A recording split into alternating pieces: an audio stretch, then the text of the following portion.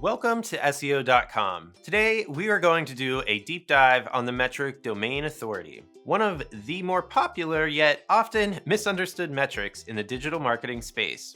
Let's dive in, and we are starting off in the deep end today.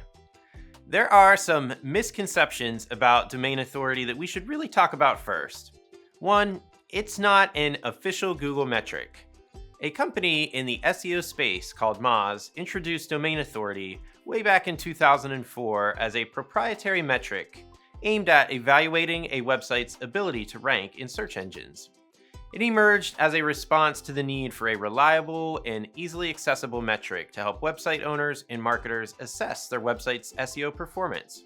In theory, the higher a website's domain authority is, the higher a website should rank in search.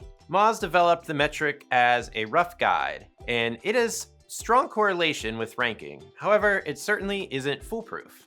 Second, domain authority isn't always accurate or reliable.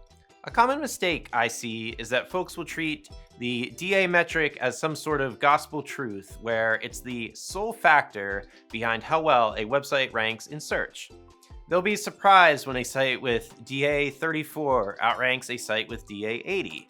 While the DA 80 site probably outranks the DA 34 site most of the time, that doesn't mean that it's true for every keyword. Again, this isn't an official Google metric and is simply an approximation of a website's potential authority. Another misconception is that domain authority rises and falls often. In reality, it can take years for a website's domain authority score to rise dramatically in Moz's algorithm.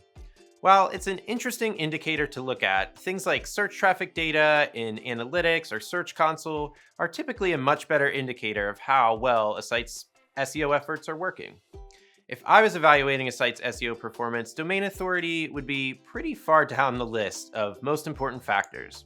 Alright, so what is domain authority useful for? It can be a helpful tool when comparing websites.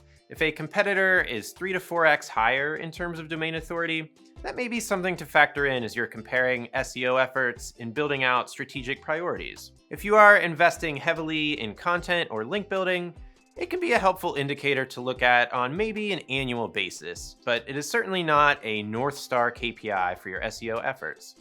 So, in the end, the DA metric is a fun number to look at when you're comparing websites, but it is too often misused and misunderstood. So make sure you do a little bit of research and have all of the needed context when looking at domain authority in your marketing efforts. Cheers.